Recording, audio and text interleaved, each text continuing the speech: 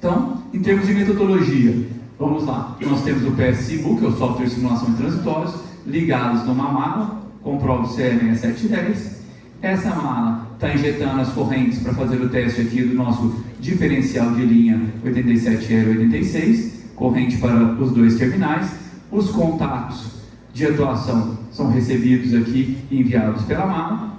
Isso na metodologia física do IED físico.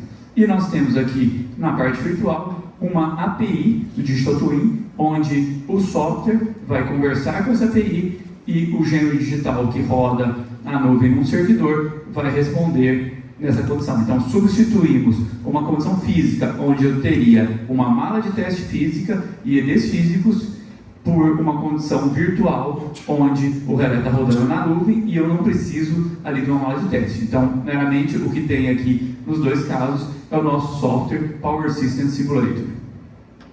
Então, a questão mais é, o IED virtual, ele é uma cópia fiel do IED real? Ele possui o mesmo comportamento? Possui os mesmos algoritmos? As mesmas funcionalidades? As respostas são idênticas? E eu só vejo uma maneira de responder a essas perguntas, que é o que? Vamos testar. Então, comparando o resultado da mesma condição de EDs físicos e EDs virtuais, e vamos ver como que a gente tinha essa condição. Então, em cima disso, colocamos aqui um ambiente convencional, comparando com o Digital Twin, numa situação de 500 kV, um 87L proteção de linha diferencial, e foram rodados o que? Não 1, 2, 3, 4 casos, são 260 casos divididos em 10 grupos. E esses casos são os casos corriqueiros, tradicionais, que se usa para fazer, por exemplo, um estudo de proteção num simulador em tempo real. Aqui a gente tem o nosso sistema, a linha que foi modelada, disjuntores, TC, inclusive o modelo do TC aqui com condição real, com sua curva de saturação, um burn para variar esse burn do TC, para forçar ele a saturar aqui. Aqui a gente tem as condições de falta e os equivalentes dos dois lados. Então, quais foram esses casos? Esses 260 casos foram separados em 10 grupos.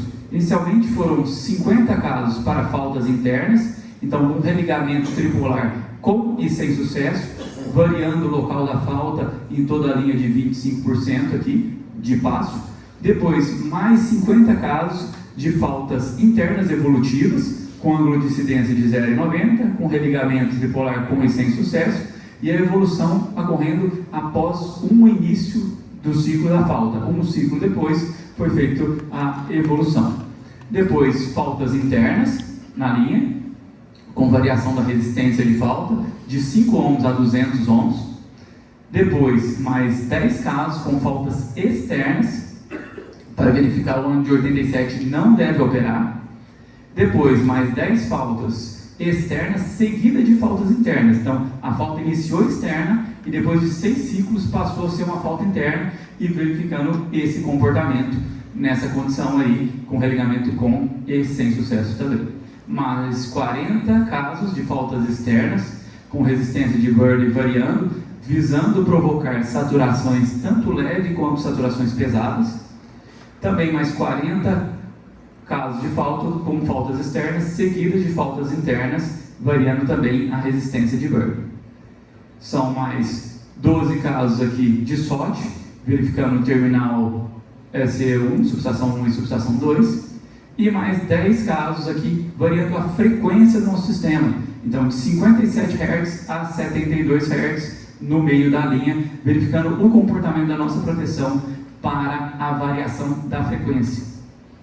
E aqui, mais 8 faltas sem comunicação, ou seja, o diferencial de linha não iria operar, para verificar a atuação das demais proteções de backup.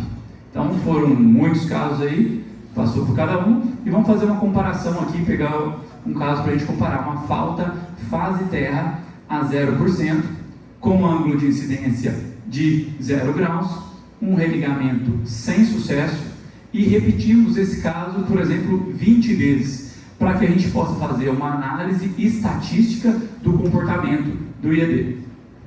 Então aqui é o nosso caso de falta, nós temos aqui as correntes de subestação 1 em cima, as correntes da subestação 2 e aqui os nossos sinais provenientes dos IEDs. Então, os 4 primeiros sinais são do IED da subestação 1, depois do IED da subestação 2. Aqui a gente pode ver um zoom aqui, a forma de onda da condição de falta. Percebam que foi uma condição com um religamento sem sucesso, quando religou a falta continuava, e a gente tem aqui embaixo os sinais digitais. Então, primeiro, trip da subestação 1 e atuação no diferencial 87, depois trip da subestação 2 e atuação no diferencial, depois, em cor de rosa, nós temos o comando de religamento das 2 subestações, depois nós temos novamente o trip 87 e já a atuação do SOTF dos 2 lados nas 2 subestações.